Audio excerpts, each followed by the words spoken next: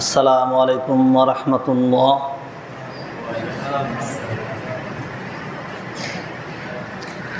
আলহামদুলিল্লাহি ওয়াহদাহু ওয়াসসালাতু ওয়াসসালামু আলা মান লা নাবিয়্যা বা'দাহু। আউযু বিল্লাহি মিনাশ শাইতানির রাজীম।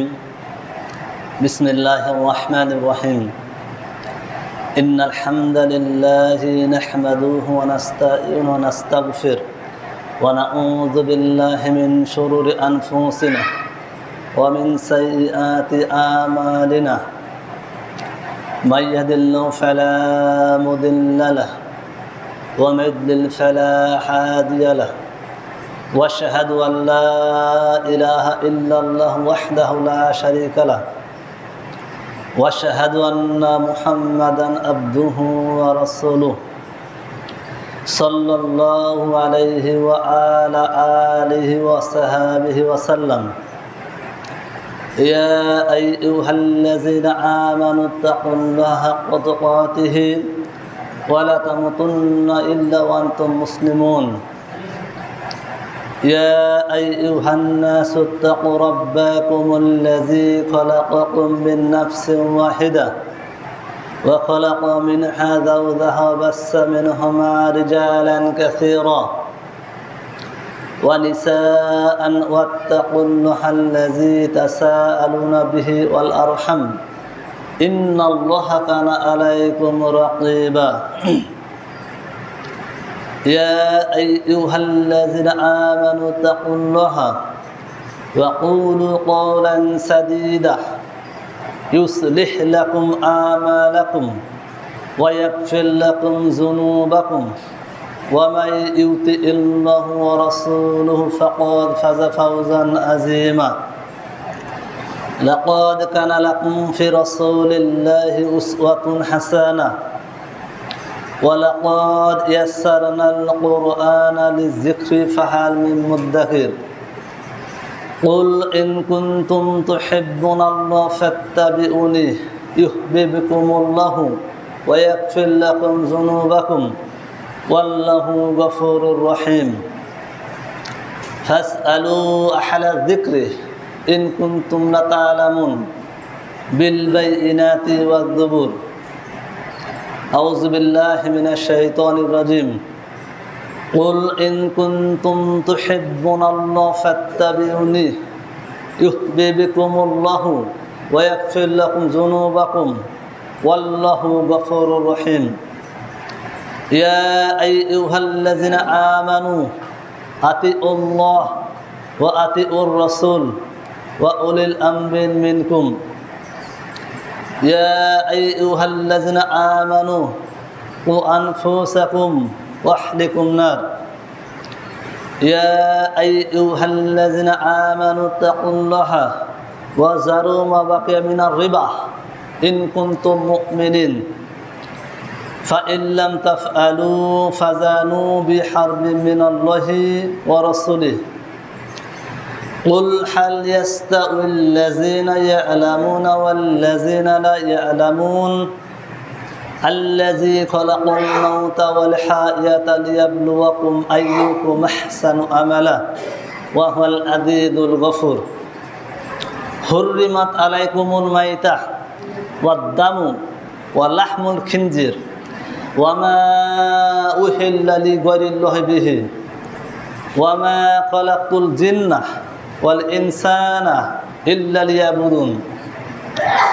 اللهم صل على محمد وعلى آل محمد كما صليت على إبراهيم وعلى آل إبراهيم إنك حميد مجيد. اللهم بارك على محمد وعلى آل محمد كما باركت على إبراهيم وعلى آل إبراهيم إنك حميد مجيد. عن عمر بن الخطاب رضي الله عنه قال قال رسول الله صلى الله عليه وسلم إنما الأعمال بالنيات. رواه البخاري رواه مسلم إسناد صحيح. عن معاوية رضي الله عنه قال قال رسول الله صلى الله عليه وسلم মান ইউরিদিহি বিহি খায়রান ইউফাক্কিহু ফিদ্দিন, রাহুল মুসলিম, রাহুল নাসাই, ইসনাদ সাহিহ। নাহমাদু নসল্লি রাসূলিল কারীম, আম্মা বাদ।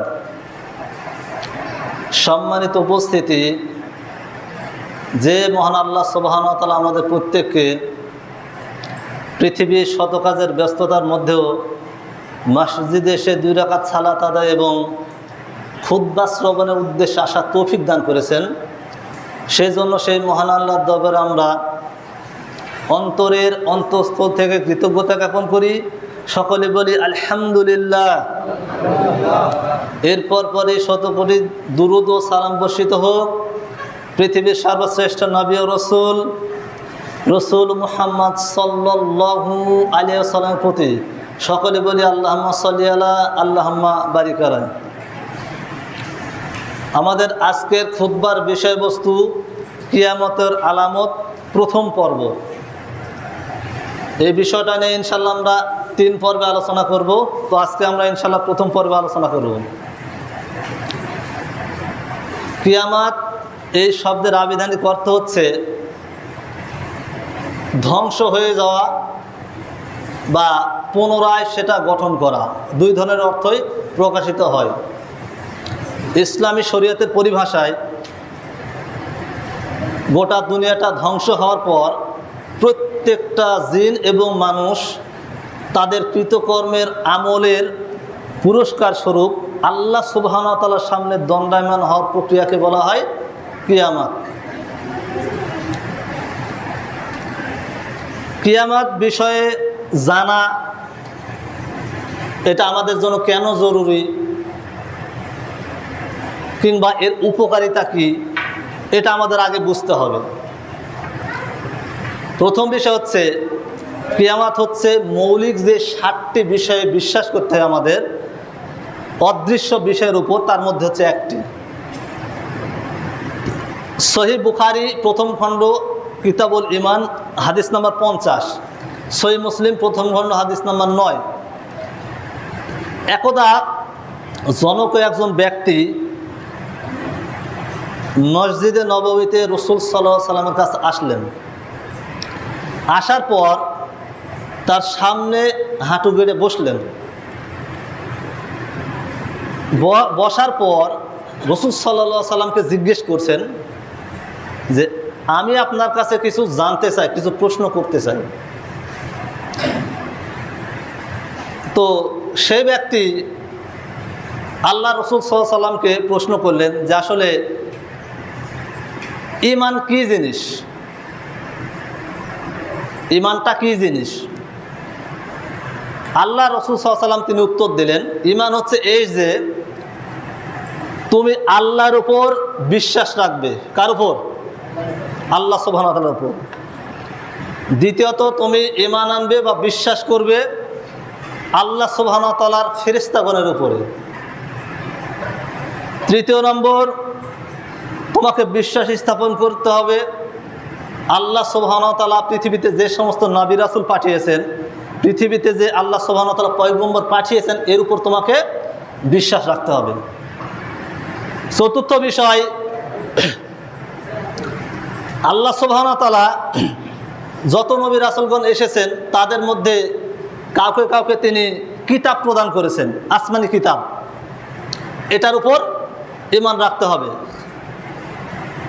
পঞ্চম বিষয়, তোমাকে ঈমান রাখতে হবে ভাগ্যের ভালো মন্দের উপরে। অর্থাৎ আমাদের জীবনে চলাফেরার ক্ষেত্রে অনেক সময় আমাদের জীবনে অনেক কিছু ঘটে যায় যা আমাদের চিন্তার বাইরে, আসার বাইরে। তো যদি এরকম কিছু ঘটে তাহলে তোমাকে এটা তাকদীর অর্থাৎ ভাগ্যের উপর তোমাকে বিশ্বাস রাখতে হবে যে ভাগ্য বলে একটা জিনিস আছে। 6 নম্বর, পৃথিবীটা একদিন ধ্বংস হয়ে যাবে অর্থাৎ কিয়ামত হয়ে যাবে, এর উপর তোমাকে ঈমান রাখতে হবে। 7, পৃথিবী ধ্বংসের পরে আল্লাহ সুবহানাহু ওয়া তাআলার নিকটে প্রত্যেকটা যত জিন মানব আছে প্রত্যেকের তাদের নিজের কৃতকর্মের আমল নিয়ে আল্লাহ সুবহানাহু ওয়া তাআলার সামনে দণ্ডায়মান হতে হবে, এর উপর তোমাকে বিশ্বাস রাখতে হবে। এটা হচ্ছে ঈমান। এটা হচ্ছে ঈমানের মৌলিক বিষয়। এখন এর মধ্যে যদি আপনি যদি একটা ছেড়ে দেন, আল্লাহকে বিশ্বাস করলাম, ফেরেশতাদেরকে বিশ্বাস করলাম, নবীকে বিশ্বাস করলাম, নবীদের উপর যে সমস্ত কিতাবগুলো নাজিল হয়েছে তার উপর বিশ্বাস করলাম, ভাগ্যের উপর বিশ্বাস করলাম না, ভাগ্য বলে কিছু নাই, আমরা যা করি তাই ভাগ্য, নাউজুবিল্লাহ মিন যালিক, তাহলে শেষ। কি শেষ? ঈমান শেষ। কথাটা বুঝতে পেরেছেন কি? এগুলো তো ঈমান, প্রত্যেকটার উপর কি করতে হবে? ঈমান রাখতে হবে। এরপর তিনি ইসলাম সম্পর্কে জিজ্ঞেস করলেন। সময় সংক্ষেপ যেহেতু আমি সংক্ষেপে বলছি, যেটা আমাদের প্রয়োজন সেটা আমি হাদিস থেকে নিচ্ছি। এরপর ইহসান সম্পর্কে জিজ্ঞেস করলেন। এরপর বললেন যে কিয়ামত কখন সংঘটিত হবে। আল্লাহ রাসূল সাল্লাল্লাহু আলাইহি ওয়াসাল্লামের কাছে জিজ্ঞেস করছে যে কিয়ামত কখন হবে। তো রাসূল সাল্লাল্লাহু আলাইহি ওয়াসাল্লাম তখন তিনি বলছেন যে জিজ্ঞেসকারী চাইতে জিজ্ঞাসিত ব্যক্তি কিয়ামত সম্পর্কে বেশি জানেন না। অর্থাৎ যে ব্যক্তি জিজ্ঞেস করেছেন, অর্থাৎ যাকে জিজ্ঞেস করা হচ্ছে, জিজ্ঞেসকারী চাইতে তিনি বেশি জানেন না, অর্থাৎ রাসূল সাল্লাল্লাহু আলাইহি ওয়াসাল্লাম সেটা জানেন না। তখন তিনি পবিত্র কোরআনের সূরা লুকমান 31 নম্বর সূরা 34 নম্বর আয়াতটা তিলাওয়াত করলেন। রাসূল সাল্লাল্লাহু আলাইহি ওয়াসাল্লাম বলছেন, ইন্নাল্লাহা ইনদাহু ইলমুস সাআ, নিশ্চয় কিয়ামতের জ্ঞান একমাত্র আল্লাহ সুবহানাহু ওয়া তাআলার নিকটেই রয়েছে। সুবহানাল্লাহ বিহামদি। কথা বুঝতে পারেননি? কিয়ামত কবে সংঘটিত হবে এটা আল্লাহ ছাড়া কেউ জানেন? আল্লাহ কোরআনে এটা বলে দিলেন যে সূরা লুকমান 31 নম্বর সূরা 34 নম্বর আয়াতে, যে একমাত্র আল্লাহ ছাড়া পৃথিবীর অন্য কারো এ বিষয়ে কোনো জ্ঞান নাই যে কবে সংঘটিত হবে। তবে আলামত যেগুলো, সেগুলো অনেকটা তিনি রাসূল সাল্লাল্লাহু আলাইহি ওয়াসাল্লামকে জানিয়েছেন। আল্লাহ রাসূল সাল্লাল্লাহু আলাইহি ওয়াসাল্লাম কিয়ামতের লক্ষণ বিষয়ে অনেকটা হাদিস আছে না? কোরআন এবং হাদিসের পরতে পরতে, পরত মানে বুঝি কি আমরা? কোরআন এবং সুন্নাহর পরতে পরতে কিয়ামতের লক্ষণগুলো উল্লেখ রয়েছে। এটা জানেন কি? অনেকগুলো লক্ষণ পরতে পরতে। তবে এখন বলতে পারেন অনেকে, বা বলা যায় যে আসলে আল্লাহ সুবহানাহু ওয়া তাআলা ছাড়া তো অন্য কেউ গায়েবের খবর জানেন না। জানে কি? কি কোনো রেসপন্স? আপনার কি ঘুম ধরেছে নাকি? ঘুম তো ধরার কথা না, কেবল আসলেন এই মাত্র, আবার আসার পরে দেখছি আলহামদুলিল্লাহ অনেকে জুম্মার দিন সওয়াব নেওয়ার জন্য তাড়াতাড়ি অনেকে এসেছেন, দেখলাম, বুঝলাম আগের সাথে একটু আলহামদুলিল্লাহ উন্নতি হয়েছে। যাক, মাশাআল্লাহ, আলহামদুলিল্লাহ। তো কথার রেসপন্স করতে হবে। আল্লাহ রাসূল সাল্লাল্লাহু আলাইহি ওয়াসাল্লাম তিনি অনেক সময় কথা বলতে বলতে সাহাবীদেরকে জিজ্ঞেস করতেন। জুমার খুতবার সময় তিনি প্রশ্ন জিজ্ঞেস করতেন, তারা উত্তর দিতেন। কথা বুঝতে পারেননি? এজন্য আমার কী করতে হবে? কথার মধ্যে উত্তর দিতে হবে, রেসপন্স করতে হবে। তাহলে বুঝবো যে আপনারা ঘুমাননি। ঘুমালে হবে না, সময় সংক্ষেপ, ঘুমালে হবে না। আল্লাহ সুবহানাহু ওয়া তাআলা ছাড়া কেউ কি গায়েব বা অদৃশ্যের খবর কেউ জানে? জানে না। দেখেন আল্লাহ সুবহানাহু ওয়া তাআলা পবিত্র কোরআনে অনেক কয়েকটা আয়াতে বলছেন। দেখবেন সূরা আল বাকারাহ 2 নম্বর সূরা 33 নম্বর আয়াত, সূরা আল মাইদাহ 5 নম্বর সূরার 109 এবং 116 নম্বর আয়াত, সূরা আল আনাম 6 নম্বর সূরা 59 এবং 73 নম্বর আয়াত, সূরা তওবা 9 নম্বর সূরার 78, 94 এবং 105 নম্বর আয়াত, সূরা ইউনুস 10 নম্বর সূরার 20 নম্বর আয়াত, সূরা হুদ 11 নম্বর সূরার 123 নম্বর আয়াত, সূরা আল কাহাফ 18 নম্বর সূরার 26 নম্বর আয়াত, সূরা আল ফাতির 35 নম্বর সূরার 38 নম্বর আয়াত। এরপর আছে আপনার সূরা সাবা 34 নম্বর সূরার 3 নম্বর আয়াত, সূরা হুজুরাত 49 নম্বর সূরার 18 নম্বর আয়াত, সূরা আন-নাম 27 নম্বর সূরার 65 নম্বর আয়াত। আল্লাহ সুবহানাহু ওয়া তাআলা বলছেন, কুল লা ইয়ালামু মান ফিস সামাওয়াতি ওয়াল আরদিল গায়বা ইল্লাল্লাহ। বলুন, এই আসমান এবং জমিনে একমাত্র আল্লাহ ছাড়া অন্য কেউ গায়েব তথা অদৃশ্যের খবর কেউ জানে না। সুবহানাল্লাহ বিহামদি। কথা বুঝতে পারেননি আমার? যেগুলো রেফারেন্স দিচ্ছি মিলিয়ে নেবেন। এমনকি রাসূল সাল্লাল্লাহু আলাইহি ওয়াসাল্লাম তিনিও গায়েবের খবর জানতেন না। আল্লাহ সাল্লাল্লাহু আলাইহি ওয়াসাল্লাম তিনি অদৃশ্যের খবর তিনি কি জানতেন? জানতেন না। দলিল সূরা আল আনাম 6 নম্বর সূরার 50 নম্বর আয়াত, সূরা আল আরাফ 7 নম্বর সূরা 187 এবং 188 নম্বর আয়াত। আমি যে রেফারেন্সগুলো দিচ্ছি কি বোঝা যাচ্ছে কি? আমি ধীরে ধীরে বলছি যাতে আপনারা বুঝতে সুবিধা হয়। এরপর আছে সূরা জিন 72 নম্বর সূরা 25 নম্বর আয়াত। আল্লাহ রাসূল সাল্লাল্লাহু আলাইহি ওয়াসাল্লাম তিনি নিজেও গায়েবের খবর জানতেন না। আর আল্লাহ কোরআনে বলছে, আমি যেগুলো বললাম এগুলো কোরআনের কথা সবগুলো। এজন্য আল্লাহ সুবহানাহু ওয়া তাআলা পবিত্র কোরআন সূরা নাজম 53 নম্বর সূরা 3 এবং 4 নম্বর আয়াতে বলছেন, ওয়ামা ইউনতিকু আনিল হাওয়া, তিনি নিজের পক্ষ থেকে কোনো কথাই বলেন না। ইন হুয়া ইল্লা ওয়াহয়ু ইউহা, তাকে যা ওহী করা হয় তিনি শুধুমাত্র সেটাই বলেন। সূরা নাজম 53 নম্বর সূরা 3 এবং 4 নম্বর আয়াত। তাহলে রাসূল সাল্লাল্লাহু আলাইহি ওয়াসাল্লাম কি নিজের পক্ষ থেকে কোনো কথা বলেন? আমি যেগুলো বললাম সম্পূর্ণ কোরআন, আল্লাহ বলছেন এই কথাগুলো, যে তিনি নিজের পক্ষ থেকে কোনো কথাই বলেন না, তাকে যা বলতে বলা হয় তিনি শুধু সেটাই বলেন। তার নিজের পক্ষ থেকে কোনো কথা আছে না। গায়েবের খবর আল্লাহ ছাড়া কেউ জানে না। তাহলে অনেকে যায়, আপনি অনেক লোকজন গিয়ে যে আপনার ভাগ্য গণনা করে, হাতটা দেখায় যে হাতটা দেখেন তো বাবা ভবিষ্যতে কি হবে,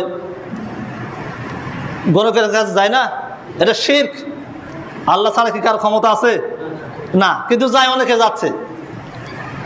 এখন বলবেন যে না পেটে বাচ্চা আছে, তাহলে কম্পিউটার দিয়ে তো দেখতেছে, ওটা তো গায়েব না। গায়েব মানে যেটা দেখা যায় না, অদৃশ্য। আপনি পেটের মধ্যে বাচ্চা আছে, কোনো মায়ের পেটে বাচ্চা আছে, ওটা যন্ত্র দিয়ে যখন দেখেন ওটা কি গায়েব থাকে না দেখা যায়? ডাক্তার তো দেখে বলে, কথাটা বুঝতে হবে আগে। ওটা দেখা যায়, আপনার যন্ত্রের মাধ্যমে দেখা যায়, ওই বৈশিষ্ট্যগুলোকে ফলো করে বলে এটা ছেলে না মেয়ে, এটা অনুমান করে বলে। কিন্তু এটা গায়েব না। গায়েব মানে যেটা দেখা যায় না, অদৃশ্য ব্যাপার সেটা। তাহলে আমরা প্রথম বিষয় কি বুঝতে পারছি, যে আল্লাহ সুবহানাহু ওয়া তাআলা ছাড়া গায়েব বা অদৃশ্যের খবর কেউ রাখেন না। তো এই যে কিয়ামতটা আল্লাহ সুবহানাহু ওয়া তাআলা রাসূল সাল্লাল্লাহু আলাইহি ওয়াসাল্লামকে বিভিন্ন হাদিসে, এমনকি কোরআনের বিভিন্ন আয়াতে এই আপনার কিয়ামত সম্পর্কে তিনি আলোচনা করেছেন। তো কিয়ামতের অনেকগুলো নিদর্শন রয়েছে, অনেকগুলো আলামত রয়েছে। মানে নিদর্শন মানে হচ্ছে কি আলামত, নিদর্শন মানে কি আলামত, একই কথা। যখন বলা হয় না আয়াত, বলে না পবিত্র কোরআনে এতটি আয়াত আছে, আয়াত মানে কি? আয়াতের অর্থ জানেন? যেমন সূরা বাকারা 286টা আয়াত, এই আয়াতের অর্থ কি? আয়াতের অর্থ হচ্ছে নিদর্শন, এটা অর্থ হচ্ছে নিদর্শন। তো আল্লাহ সুবহানাহু ওয়া তাআলা পবিত্র কোরআনে এবং সহিহ হাদিসের অনেকগুলো আয়াতে, অনেক জায়গাতে কিয়ামত সম্পর্কে অনেকগুলো আলোচনা করেছেন। তো সমস্তগুলো বলা সম্ভব না, 3 পর্বে ইনশাআল্লাহ আমরা আলোচনা করব। তবে যে সমস্ত আলামতগুলো খুবই গুরুত্ববহ এবং যেগুলো একটু বড় বড় ধরনের, সেগুলো নিয়ে ইনশাআল্লাহ কী করব, আমরা আলোচনা করব ইনশাআল্লাহ। তো প্রথম বিষয় হচ্ছে পৃথিবীটা যে ধ্বংস হয়ে যাবে একদিন, এ বিষয়ে তো আমাদের সবাই, আমাদের ঈমান আছে নাকি? ইনশাআল্লাহ সবার আমাদের ঈমান আছে। তো কিয়ামত একদিন সংগঠিত হয়ে যাবে। তবে এই কিয়ামত সংগঠিত হওয়ার পূর্বে বেশ কিছু আলামত, বেশ কিছু নিদর্শন, বেশ কিছু চিহ্ন আল্লাহ সুবহানাহু ওয়া তাআলা রাসূল সাল্লাল্লাহু আলাইহি ওয়াসাল্লাম মারফতে আমাদেরকে জানিয়েছেন। তবে এর মানে এই না যে আমরা কিয়ামত পর্যন্ত বসে থাকব, যে যখন কিয়ামত হবে তখনই আমরা মারা যাব, বিষয়টা তো এরকম না। যেমন এক ব্যক্তি, সহিহ বুখারী 3 নম্বর হাদিসে এক ব্যক্তি রাসূল সাল্লাল্লাহু আলাইহি ওয়াসাল্লামের কাছে এসে বলছে, দুজন ব্যক্তি আসছে, আসার পর বলছে যে হে আল্লাহ রাসূল, কিয়ামত কোন সংঘটিত হবে? তো বলছে যে দুজন ব্যক্তি রয়েছে, দুজন ব্যক্তির মধ্যে একজনের বয়স বেশি, একজনের বয়স কম। তো বলছে তোমার আগে যদি এই ব্যক্তি যদি মারা যায় তাহলে তার জীবনে কিয়ামত হয়ে যাবে। মানে মৃত্যুর পরে আমাদের প্রত্যেকটা মানুষের একটা কিয়ামত আলাদা, আমাদের ধ্বংস শুরু। ভালো করে বোঝেন, কিয়ামত যখন হবে সেটা তো পরের হিসাব। প্রথম বিষয় আমরা যখন মারা যাব, মারা যাওয়ার পর তো আমাদের জীবনে তো কিয়ামত শুরু হয়ে যাবে নাকি? তো আল্লাহ রাসূল এটাই বোঝাচ্ছেন যে তোমরা কিয়ামত বিষয়ে তোমরা কি প্রস্তুতি নিয়েছো। দুজন বলছে, তো বলছে হে আল্লাহ রাসূল, আমরা কিয়ামত বিষয়ে সেরকম আমাদের কোনো প্রস্তুতি নাই, তবে আমরা আল্লাহ এবং তার রাসূল সাল্লাল্লাহু আলাইহি ওয়াসাল্লামকে সবচেয়ে বেশি ভালোবাসি। তো রাসূল সাল্লাল্লাহু আলাইহি ওয়াসাল্লাম বললেন যে ব্যক্তি যাকে ভালোবাসে তার সাথে তার হাসর নাসর হবে। তো তারা খুব খুশি হয়ে গেল। তো বলছে যে কিয়ামত কখন হবে আল্লাহ সুবহানাহু ওয়া তাআলা ভালো জানেন, তবে তার বেশ কিছু নিদর্শন রয়েছে। এর মধ্যে মনিব, দাসী তার মনিবকে জন্ম দিবে, যেটা কখনো রাস্তা ছিল না সেই অরাস্তাটা একসময় রাস্তা হয়ে যাবে। জেনা ব্যভিচার বৃদ্ধি পাবে, পৃথিবীতে এমনভাবে ফিতনা ধারণ করবে চারিদিকে একদম মনে হবে কালো অন্ধকার রাত্রির মতো, এত ফিতনা তৈরি হবে চারিদিকে, বিভিন্ন রকম ফিতনা ফেসাদ সৃষ্টি হবে। তো এইভাবে তিনি বললেন। তাহলে প্রথম বিষয় হচ্ছে আমরা আমাদের মৃত্যুর জন্য প্রস্তুতি গ্রহণ করব, তাই কি না? প্রথম বিষয় হচ্ছে কি করব? মৃত্যুর জন্য আমাদের প্রস্তুতি গ্রহণ করতে হবে। দ্বিতীয় নম্বর বিষয়, কিয়ামত বিষয়ে যে সমস্ত আলামত আছে সেগুলোতে আমাদের কি করতে হবে? জানা প্রয়োজন। তবে ইনশাআল্লাহ এগুলো আমরা জানবো। এর মধ্যে কিয়ামতের প্রথম যেটা নিদর্শন, একদম শুরুতে যে নিদর্শন, সেটা হচ্ছে রাসূল সাল্লাল্লাহু আলাইহি সাল্লামের জন্মগ্রহণ করা। আল্লাহ রাসূল সাল্লাল্লাহু আলাইহি ওয়াসাল্লাম বলছেন, আর আব্দুল্লাহ ইবনে ফাজল রাদিয়াল্লাহু আনহু বলেন, আন্নান নবী সাল্লাল্লাহু আলাইহি ওয়াসাল্লাম আনা হায়াতিল দুনিয়া ওয়াস সাইর ফিতরাতি ওয়া জাযাইল আল কিয়ামাহ। সহিহ বুখারী হাদিস নাম্বার 3158। আল্লাহ রাসূল সাল্লাল্লাহু আলাইহি ওয়াসাল্লাম বলছেন যে কিয়ামত এবং আমার পৃথিবীতে আগমন করা হচ্ছে এরকম। তিনি তার শাহাদাত আঙ্গুল এবং মধ্যাঙ্গুলি একত্রিত করলেন। এইভাবে তিনি বোঝাচ্ছেন যে কিয়ামত এবং আমার আগমন হচ্ছে এরকম পাশাপাশি, এবং আমার জন্ম হচ্ছে কিয়ামতের প্রারম্ভে, অর্থাৎ আমার জন্ম হয়েছে, কিয়ামতের টাইমও শুরু হয়ে গেছে। এটা হচ্ছে একদম কি, একদম প্রথম নিদর্শন আল্লাহ সাল্লাল্লাহু আলাইহি ওয়াসাল্লামের জন্মগ্রহণ করা। এটা হচ্ছে কি সর্বপ্রথম নিদর্শন।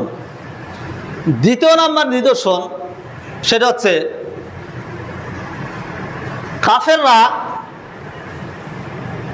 আল্লাহ রাসূল সাল্লাল্লাহু আলাইহি ওয়াসাল্লামকে যখন বিভিন্নভাবে বিভ্রান্ত করার চেষ্টা করলো। আমি এবার দ্বিতীয় নম্বর নিদর্শন নিয়ে আলোচনা করছি। কাফেররা যখন আল্লাহ রাসূল সাল্লাল্লাহু আলাইহি ওয়াসাল্লামকে বিভিন্নভাবে বিভ্রান্ত করার চেষ্টা করলো, মক্কাতে যে সমস্ত আপনার মুসলিমরা ছিল তাদেরকে যখন বিভিন্নভাবে পুনরায় তাদের ধর্মে দীক্ষিত করার যখন চেষ্টা করলো, যখন সবভাবে যখন তারা বিফল গেল, দেখলো যে না আর কোনো কাজ হচ্ছে না, তখন ইহুদি পণ্ডিতরা তাদেরকে একটা পরামর্শ দিল। কে পরামর্শ দিল? ইহুদি পণ্ডিতরা তাদের একটা পরামর্শ দিল। কি পরামর্শ দিল? যে ইহুদিরা বলছে যে তোমরা তোমাদের ওই ব্যক্তিকে, অর্থাৎ মুহাম্মদ সাল্লাল্লাহু আলাইহি ওয়াসাল্লাম, তাকে তোমরা বিভ্রান্ত করতে পারো বা তাকে বিপদে ফেলতে পারো, তোমরা একটা কাজ করতে পারো। তো কি কাজ? তো বলছে যে তোমরা তো জানো যে মুহাম্মদ সাল্লাল্লাহু আলাইহি ওয়াসাল্লাম তিনি তোমাদেরকে জাদু দেখাচ্ছেন, জাদু করছেন, নাউজুবিল্লাহ মিন যালিক। অর্থাৎ ইহুদিরা তাদেরকে বোঝাচ্ছে যে তোমরা তো মনে করো মুহাম্মদ জাদু দেখাচ্ছে, তাই না? তখন বলছে যে হ্যাঁ। তো বলছে জাদু দুনিয়ার বুকে কাজ করে। কোথায় কাজ করে? দুনিয়ার বুকে। আসমানে জাদু কোনো কাজ করে না। কোথায় কাজ করে না? আসমানে কাজ করে না। তাই তোমরা কাজ করো, তোমরা মুহাম্মাদের কাছে এক সময় যাবে রাতের বেলা গিয়ে তাকে বলো যে তুমি যদি নবী হয়ে থাকো তাহলে ওই যে আকাশের যে চাঁদটা দেখতে পাওয়া যাচ্ছে, ওই চাঁদটা তুমি দুই টুকরো করো, দুই ভাগে বিভক্ত করো। কথা বুঝতে পারছেন না আমার? বলছে যে মুহাম্মদ সাল্লাল্লাহু আলাইহি ওয়াসাল্লাম তাকে কি করো, তাই গিয়ে বলো যে চাঁদটা দুই ভাগ করতে, মানে যত সমস্ত শয়তানি বুদ্ধি দেওয়া। তো তারা খুব খুশিতে গদগদ হয়ে গেছে যে মুহাম্মদ সাল্লাল্লাহু আলাইহি ওয়াসাল্লামকে তো কোনোভাবে আটকানো যাচ্ছে না, তো এখন গিয়ে এই বুদ্ধিটা আমরা কাজে লাগাবো। আমরা তো ইসলাম কবুল করবই না, মুহাম্মদকে আমরা বিপদে ফেলে দেব। চাঁদ, আকাশের চাঁদ কি সে এক দুই টুকরো করতে পারে? এটা সম্ভব? এটা কোনো মানুষের কাজ হতে পারে? সম্ভব না। তো তারা এক রাত্রে চলে গেল, কয়েকজন যারা মুশরিক ছিল মক্কার। যাওয়ার পর সেখানে আল্লাহ রাসূল সাল্লাল্লাহু আলাইহি ওয়াসাল্লামের সাথে তার কয়েকজন সাহাবী ছিল। তার মধ্যে ছিল আব্দুল্লাহ ইবনে মাসউদ রাদিয়াল্লাহু আনহু, আলী রাদিয়াল্লাহু আনহু, ওমর ইবনে খাত্তাব রাদিয়াল্লাহু আনহু, আব্দুল্লাহ ইবনে ওমর রাদিয়াল্লাহু আনহু, আব্দুল্লাহ ইবনে মাসউদ রাদিয়াল্লাহু আনহু, জুবাইর ইবনে মুতইম রাদিয়াল্লাহু তাআলা আনহু, এরকম বেশ কিছু সাহাবী ওখানে ছিল। তো কাফেররা গিয়ে বলছে যে মুহাম্মদ শোনো, তুমি আমাদের তো ইসলামের দাওয়াত দিচ্ছ, আমরা তোমার দাওয়াতটা কবুল করব, সমস্যা নেই, তবে তুমি আমাদেরকে একটা নিদর্শন দেখাও। কি নিদর্শন দেখাও? যে আকাশে যে চাঁদটা দেখা যাচ্ছে, চাঁদটা দুই টুকরো করে দেখাও। আল্লাহ রাসূল সাল্লাল্লাহু আলাইহি ওয়াসাল্লাম তিনি কি 2 টুকরো করার ক্ষমতা রাখেন? রাখেন না। অনেকে আবার হ্যাঁ বলছে। আল্লাহ রাসূল সাল্লাল্লাহু আলাইহি ওয়াসাল্লাম কি ক্ষমতা আছে? ক্ষমতা নেই। তিনি সালাত আদায় করলেন, নফল সালাত আদায় করে আল্লাহ সুবহানাহু ওয়া তাআলার নিকটে প্রার্থনা করলেন, তার কাছে চাইলেন, হে আল্লাহ, এই মুশরিকরা তো একটা নিদর্শন দেখতে চাচ্ছে, যদিও বা এর মধ্যে অনেকে থাকবে যারা নিদর্শন দেখার পরও ইসলাম কবুল করবে না, তো আপনি একটা নিদর্শন দেখান যাতে এরা ইসলামের প্রতি আকৃষ্ট হয়। তো তিনি সালাত আদায় করে আল্লাহ সুবহানাহু ওয়া তাআলার কাছে দোয়া করলেন। দোয়া করার পর তিনি দাঁড়ালেন। দাঁড়ানোর পর তখন সবাইকে বললেন যে তোমরা দেখো। তখন সবাই অধীর আগ্রহে দাঁড়িয়ে আছে। তখন কিছুক্ষণ পর হঠাৎ চাঁদটা দ্বিখণ্ডিত হয়ে গেল। সুবহানাল্লাহ। চাঁদটা 2 খণ্ডে ভাগ হয়ে গেল। হওয়ার পর এক খণ্ড পূর্ব দিকে, এক খণ্ড পশ্চিম দিকে গেল। মাঝখানে ছিল হেরা পর্বত, একদম পূর্ণিমার রাতের মতো স্পষ্টভাবে। তখন আল্লাহ সাল্লাল্লাহু আলাইহি ওয়াসাল্লাম বললেন, ইশহাদু, সাহাবীদের বললেন তোমরা সাক্ষী থাকো। কি বললেন? তোমরা সাক্ষী থাকো। ইশহাদু, তোমরা সাক্ষী থাকো। তখন তিনি আল্লাহ সুবহানাহু ওয়া তাআলাকে একই কথা বললেন, ইন্নাল্লাহ ইশহাদু, হে আল্লাহ আপনিও সাক্ষী থাকুন। তখন কি হলো? চাঁদটা 2 খণ্ডে বিভক্ত হয়ে গেল। সুবহানাল্লাহ বিহামদিহি সুবহানাল্লাহ। 2 খণ্ডে অনেক দূর বিভক্ত হয়ে যাওয়ার পর সবাই নিদর্শনটা দেখলো। দেখার পর আবারও চাঁদটা এক জায়গাতে একত্রিত হয়ে গেল, অ্যাডজাস্ট হয়ে গেল। এখন অনেক কাফেররা যারা আছে, অনেকে এটা দেখে আশ্চর্যান্বিত হয়ে ইসলাম কবুল করলো। অনেক কাফেররা, অনেকে বলল যে তোমরা যে যাই বলো এটা একটা স্পষ্ট জাদু। নাউজুবিল্লাহ মিন যালিক। মানে অন্তরে যদি শয়তানি থাকে আর মোহর মারা যদি থাকে, তাহলে ওই যে বলবে যে নামাজ পড়ি না, আমার ঈমান ঠিক আছে, এই ধরনের যেমন কিছু ব্যক্তি থাকে, এই ধরনের এরা একই অবস্থা। তারা নিদর্শনটা দেখলো, দেখার পরও কি বলল? যে নিশ্চয় এটা কি? ইন্না সিহর, নিশ্চয় এটা জাদু। সিহর মানে কি? জাদু। বলছে এটা তো একটা জাদু। অনেকে ইসলাম কবুল করলো, অনেকে কি করলো? করলো না। এই ঘটনাটা আছে সহিহ বুখারী হাদিস নাম্বার 3868 নম্বর হাদিস। এছাড়া আছে সহিহ মুসলিম হাদিস নাম্বার 293, মিশকাতুল মাসাবি হাদিস নাম্বার 5354। এই ঘটনাটা আল্লাহ সুবহানাহু ওয়া তাআলা পবিত্র কোরআনে সূরা আল কামার 54 নম্বর সূরার 1 নম্বর আয়াতে আল্লাহ সুবহানাহু বলছেন, ইকতারাবাতিস সাউ ওয়ানশাক্কাল কমার, কিয়ামত নিকটবর্তী হয়ে গেছে, চাঁদ দ্বিখণ্ডিত হয়েছে। কথা বুঝতে পারেননি? আল্লাহ এই ঘটনাটা কোরআনে বলছে, ইকতারাবাতিস সাআ ওয়ানশাক্কাল কমার, কিয়ামত নিকটবর্তী হয়ে গেছে, চাঁদ দ্বিখণ্ডিত হয়ে গেছে। সুবহানাল্লাহ বিহামদিহি। এটা একটা নিদর্শন, কিয়ামত একটা নিদর্শন। আল্লাহ সুবহানাহু ওয়া তাআলা পবিত্র কোরআনে এটাই উল্লেখ করেছেন সূরা আল কামারে। পরবর্তী আয়াতগুলোতে এটা আলোচনা করেছেন যে তাদেরকে যখন এই নিদর্শনটা যখন দেখানো হলো, তখন কি করলো? তারা সেটা অস্বীকার করলো, বলল জাদু। তো যুগে যুগে এরকম আছে না, অনেক সম্প্রদায় বা অনেক ব্যক্তি বা অনেক মানুষ যারা আল্লাহ সুবহানাহু ওয়া তাআলার নিদর্শন দেখার পর অস্বীকার করছে, এরকম আছে না? এই যে দেখেন আপনার ফেরাউন ডুবে মরেছিল, ডুবে মরেনি ফেরাউন? তো ফেরাউনের লাশ আছে না এখনো? এটা কি একটা নিদর্শন না? তো ফেরাউনের এই লাশটা, এই নিদর্শন, এটা থাকার পরও অনেক অমুসলিম যারা রয়েছে তারা তো এটা জানে না, মোবাইলে দেখেছে না, তারপর ইসলাম কবুল করে না। কেন করে না? অনেক অমুসলিম কেন করে না? কারণ তাদের অন্তর হচ্ছে তালাবদ্ধ। আল্লাহ পবিত্র কোরআনে কি বলছেন? সুম্মুন বুকমুন উমইউন ফাহুম লা ইয়ারজিউন, তারা বধির, মুখ অন্ধ, তারা আর ফিরবে না। সূরা আল বাকারাতে ঘটনাটা আসছে। তারা আর কি করবে না? ফিরবে না। এটা হচ্ছে কিয়ামতের আর একটা নিদর্শন। তৃতীয় যে নিদর্শন নিয়ে আলোচনা করব সেটা হচ্ছে বাইতুল মাকদিস বিজয়, অর্থাৎ যেটা জেরুজালেম, ফিলিস্তিনের জেরুজালেম। আল্লাহ রাসূল সাল্লাল্লাহু আলাইহি ওয়াসাল্লাম তিনি অনেকগুলো হাদিসের মধ্যে, বিশেষ করে তিরমিজি হাদিস নাম্বার 2022 নম্বর হাদিস, এমনকি অনেক হাদিস গ্রন্থের মুসনাদে আহমদ হাদিস নাম্বার 8031, 8035, 12345, অনেক হাদিসে অনেকগুলো কিয়ামতের নিদর্শন বলেছেন। তার মধ্যে একটা হচ্ছে বাইতুল মাকদিস বিজয়। এটার তিনি ভবিষ্যৎবাণী করে গেছেন আল্লাহ সুবহানাহু ওয়া তাআলার পক্ষ থেকে। তো বাইতুল মাকদিস আল্লাহ রাসূল সাল্লাল্লাহু আলাইহি ওয়াসাল্লাম তার ওফাতের পরে দ্বিতীয় খলিফা উমর ইবনুল খাত্তাব রাদিয়াল্লাহু আনহু তার জীবদ্দশায় এবং তার খিলাফতকালে 16ই হিজরিতে সাহাবীদের নিয়ে একদল যোদ্ধা পাঠিয়ে তখনকার সময়ে সবচাইতে বেশি শক্তিশালী সম্রাট ছিল রোম সাম্রাজ্য। কারা ছিল? রোম সাম্রাজ্য। তখনকার সময়ে আপনার হচ্ছে ওই সময়ে রোম পারস্যের যে সমস্ত সম্রাট ছিল তারা তখনকার পৃথিবীতে সবচাইতে বড় শক্তিশালী ছিল, সুপার পাওয়ার বলা হয়। এখন যেমন বলা হয় যে আপনার শয়তান আমেরিকা শয়তান না, আমেরিকা ইহুদিবাদ না, খ্রিস্টানবাদ না, এরা তো হচ্ছে আপনার শয়তানের দোসর। শয়তানের যত অনুসারী থাকবে তার মধ্যে হচ্ছে আমেরিকা হচ্ছে এক নম্বর দোসর হচ্ছে আমেরিকা। তো এরকম তখনকার সময়ে রোম সাম্রাজ্য ছিল সবচেয়ে শক্তিশালী এবং তারা ছিল পাওয়ারফুল তখনকার সময়। তো উমর ইবনুল খাত্তাব রাদিয়াল্লাহু আনহু তার শাসনামলে তার অভিযানে এবং তিনি যখন খলিফা ছিলেন তার অভিযানে তার আদেশে সেখানে তাদের সাথে যুদ্ধ হয়। রোমক যে সমস্ত সন্ত্রাসী যারা ছিল, রোমক যে সমস্ত বাহিনী যারা ছিলেন তাদের বিরুদ্ধে যুদ্ধ করে 16ই হিজরিতে বাইতুল মাকদিস বিজয় হয়।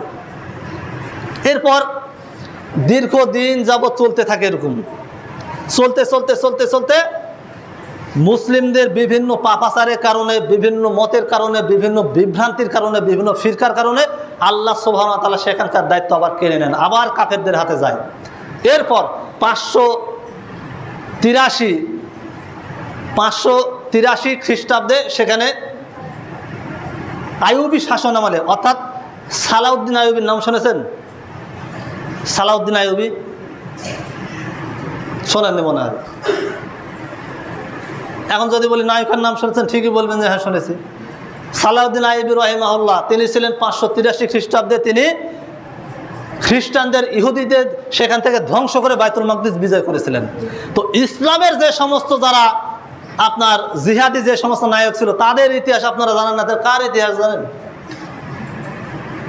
সালাউদ্দিন আইয়ুবী রাহিমাহুল্লাহর নাম জানেন এমন কোনো ব্যক্তি আছে মুসলিম? জানতে হবে এই বিষয়গুলো। আপনি যদি আপনার ঘরের ইতিহাস না জানেন তাহলে আপনি আপনার ঘর ফেরত পাবেন কি করে? মনে করেন আপনি হারিয়ে গেছেন, অনেক দূরে চলে গিয়েছেন, আপনার বাড়ি মনে করেন যে জানেন যে বিহার হলে আপনার বাড়ি, এখন কোথায় আপনার বাড়ি আপনি জানেন না। এখন যদি আপনার বৈশিষ্ট্য থাকে যে না বিহার হলের অমুক পাড়াতে, এটা নিচের দিকে নদীর ধারে একটা বাড়ি আছে, সেখানে হচ্ছে একটা ছাদ দেওয়া আছে, সামনের দিকে অর্থাৎ পূর্ব দিকে একটা দরজা আছে, দরজার ডান পাশে একটা জানালা আছে, বাম পাশে একটা জানালা আছে, তারপর সেখানে একটা লক করা তালা মারা আছে। এই তালা যদি খোলা থাকে অর্থাৎ অন্য কোনো যদি ব্যক্তি থাকে তাহলে সে তো খোলাই থাকবে। তো ভিতরে যাওয়ার পর সেখানে মোট 4টা ঘর আছে, যদি এটা থাকে তাহলে সেটা হলো তার ঘর। তো আপনি যদি আপনার ঘর যদি না জানেন, ঘর যদি না চেনেন তাহলে আপনি চিনবেন কি? কথা বুঝতে পারেননি মনে হয় আমার। আমি যে বিষয়টা বোঝাচ্ছি আপনার মাথার মধ্যে ঢুকছে কি? তো আমরা যদি আমাদের মুসলিমদের হারানো সেই সোনালী যদি ঐতিহ্য যদি না পাই, আমরা যদি না জানি যে আল্লাহ রাসূল সাল্লাল্লাহু আলাইহি ওয়াসাল্লাম তার সাহাবীরা এমনকি তার পরবর্তী যে সমস্ত মুজাহিদ যারা ইসলামের পক্ষে যুদ্ধ করে কাফেরদের একদম নেলি কুকুরের মতো তাড়িয়ে দিয়েছিল বাইতুল মুকাদ্দিস থেকে, এই সমস্ত ইতিহাস যদি আমাদের যদি জানা না থাকে তাহলে তো আমরা তাদের তাবেদারি করব, তাদের হিরো মনে করব। যেমন ঘটনাক্রমে আমি পাশে শুনতেছি একজন হচ্ছে আপনার কি যেন একটা সিনেমা দেখছে, তো সেখানে সে বোঝাচ্ছে যে ওই তখনকার সময়ে যখন আইয়ুবী শাসনামলে যখন ছিল তখন চেঙ্গিস খান নামে একটা সন্ত্রাসী ছিল। নাম শুনছেন চেঙ্গিস খানের? এই চেঙ্গিস খান মোটামুটি বাগদাদ শহর থেকে শুরু করে বাগদাদে প্রায় আপনার কয়েক লক্ষ মানুষকে 2-1 দিনের মধ্যে সেখানে হত্যা করেছে এই চেঙ্গিস খান। তো সেখানে বোঝাচ্ছে ওই ব্যক্তিটা সিনেমা দেখছে, আমার কানে আসলো। তো ওইখানকার একজন বলতেছে যে চেঙ্গিস খান ছিল তখনকার সবচেয়ে বড় একজন যোদ্ধা, সারা পৃথিবীতে সে ত্রাস করে বেরিয়েছে, সে বিশাল একটা নায়ক, মানে কাফেরদের নায়ক হচ্ছে চেঙ্গিস খান। ভালো করে বিষয়টা বোঝেন। চেঙ্গিস খান মুসলমানদের মেরেছে, অনেককে রক্তাক্ত করেছে। বাগদাদের নদী রক্তে লাল ছিল টানা 40 দিন। নদী তো বোঝেন, নদীতে রক্ত ফেললে রক্ত থাকবে। এত মানুষকে হত্যা করেছে চেঙ্গিস খান। যে আপনার বাগদাদের প্রত্যেকটা যত সামনে নদী ছিল সবগুলো রক্তে 40 দিন পর্যন্ত রক্তাক্ত ছিল। রাস্তাঘাটে আপনার মানুষ হাঁটতে পারেনি কয়েকদিন, মোটামুটি প্রায় 20 দিনের মতো লাশের জন্য লাশ মুসলিমদের হত্যা করে পথে ঘাটে ফেলে দিয়েছে, হাঁটতে পারছে না মানুষ। এইভাবে সে হত্যা করেছে চেঙ্গিস খান, মুসলিমদের হত্যা করেছে। সেখানে কোরআন হাদিসের লীলাভূমি ছিল বাগদাদে, শিক্ষানগরী, সমস্তগুলো আগুনে পুড়ে শেষ করে দিয়েছে চেঙ্গিস খান।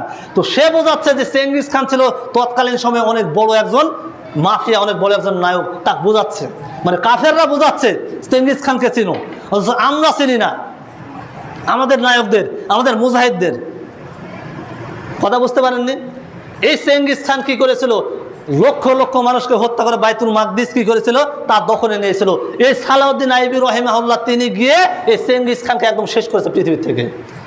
তার সমস্ত যত সৈন্য ছিল, এই সালাউদ্দিন আইবি রহিমাহুল্লাহ তিনি একাই মোটামুটি প্রায় 25টা দেশের যত চেঙ্গিস খান তৎকালীন সময়ে সারা বিশ্ব আধিপত্য করেছিল। কথা বুঝতে পারেন না আমার?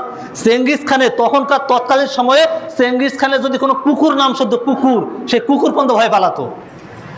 মানে সে এত পরিমাণ সে মানুষ হত্যা করেছিল। আর এই চেঙ্গিস খানকে আপনার শেষ করেছিল আইবি রহিমাহুল্লাহ, সালাউদ্দিন আইবি রহিমাহুল্লাহ। তিনি সমস্ত চেঙ্গিস খানকে শেষ করে দিয়ে তিনি কি করেছিলেন? সেখানে আবার হচ্ছে আপনার বাইতুল মাকদিস জয় করেছিলেন। সুবহানাল্লাহ বিহামদি। সেটা 583 খ্রিস্টাব্দে। তারপর তিনি জয় করেছিলেন। জয় করার পর অনেক দিন পর্যন্ত দীর্ঘস্থায়ী সেখানে ছিল। আবারও মুসলিমদের বিভিন্ন পাপাচারের কারণে, বিভিন্ন তাদের উদ্ধত্তের কারণে আবার আমরা হারিয়ে ফেলেছি সে আমাদের ঐতিহ্য। আমরা বিভিন্নভাবে পথভ্রষ্ট হয়ে গেছি। তখন সেখানে অমুসলিমরা যুদ্ধ করে মুসলিমদেরকে শেষ করে দিয়ে ওখানে আবার আধিপত্য মানে বজায় রেখেছে। আর কিয়ামতের লক্ষণে বলা হচ্ছে যে এটা আবার বিজিত হবে। এটা সহিহ বুখারী হাদিস নাম্বার 2926, সহিহ মুসলিম হাদিস নাম্বার 2922, মিশকাতুল মাসাবি হাদিস নাম্বার 5355। সেখানে বলা হচ্ছে যে কিয়ামতের পূর্বে আবারও বাইতুল মাকদিস বিজিত হবে। মুসলিমদের এবং ইহুদি খ্রিস্টানদের মধ্যে একটা যুদ্ধ হবে, অনেক বড় যুদ্ধ। সেখানে ঈসা আলাইহিস সালাম থাকবে। যদি বা এটা বিস্তারিত আলোচনা করবে ইনশাআল্লাহ 3য় পর্বে।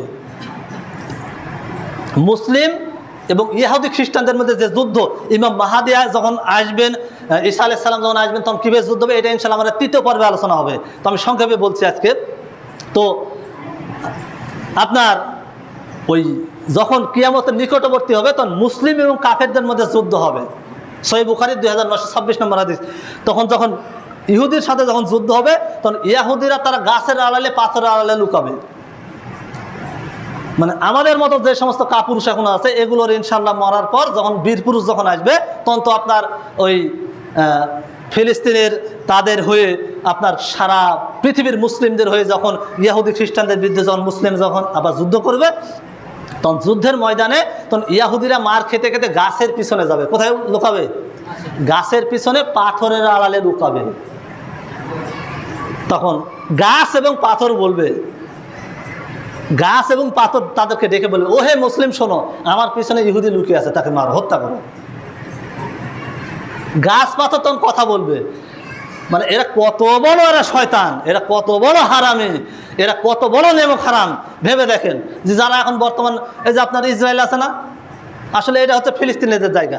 মানে ওদেরকে মানে মনে করেন যে আপনার এই যে সামনে একটা বাড়ি আছে, এই বাড়িতে এক সময় মনে করেন যে বাইরে থেকে একজন লোক আসলো, একজন বা দুজন লোক আসলো, আসার পর বললো যে আপনার বাড়িতে আমরা 2-4 দিন একটু থাকতে চাই, আমরা খুব বিপদে পড়েছি। একদম ছেঁড়া জামা কাপড় পরে নিয়ে চলে আসছে, গায়ে কিচ্ছু নাই, ছেঁড়া জামা কাপড় দিয়ে খুব দয়া হলো, তাহলে থাকতে দিই 2 দিন থাক। 2-4 দিন থাকার পর ওদেরকে ধরে বলছে, এই বেরো, এটা আমাদের বাড়ি, বেরো। মানে যার বাড়িতে থাকলেন 2 দিন পর তাকে বের করে দিয়েছে। তাই করেছে আপনার ফিলিস্তিনে। এই ইসরায়েল যেটা নাম দিয়েছে এটাও ফিলিস্তিনিদের।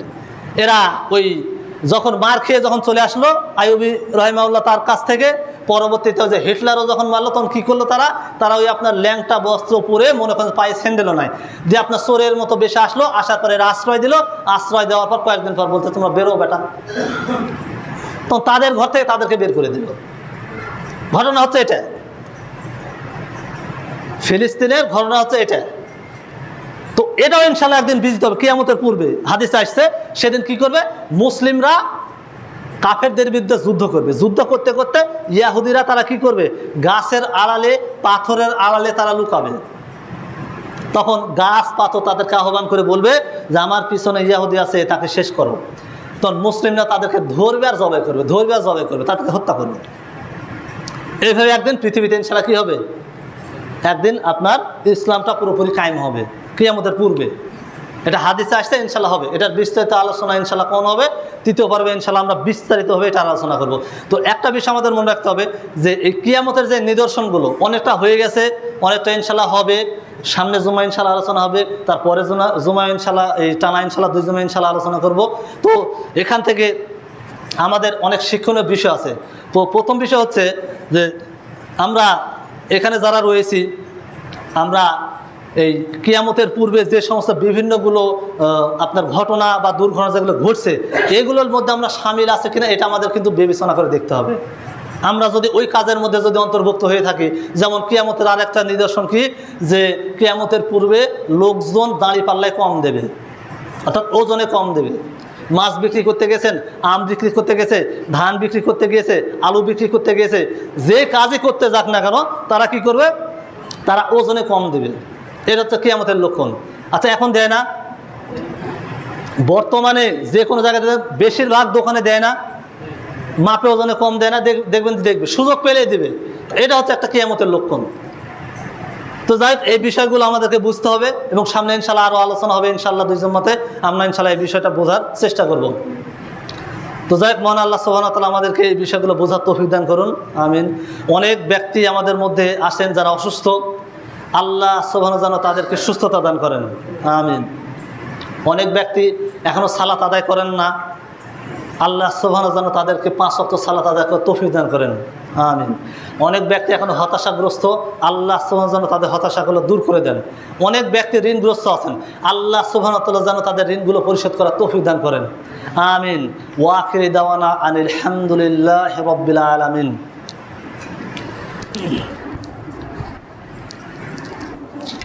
أما بعد فإن خير الحديث كتاب الله وخير الهدى وشر الأمور محدثة بدعة وكل بدعة ضلالة وكل ضلالة في النار. قال الله تعالى إن الله وملائكته يصلون على النبي يا أيها الذين آمنوا صلوا عليه وسلموا تسليما. اللهم صل على محمد وعلى آل محمد كما صليت على إبراهيم وعلى آل إبراهيم إنك حميد مجيد. اللهم بارك على محمد وعلى آل محمد كما باركت على إبراهيم وعلى آل إبراهيم إنك حميد مجيد. بارك لنا في القرآن العظيم ونفعنا الذكر الحكيم. فاذكروني أذكركم واشكروا لي ولا تكفرون.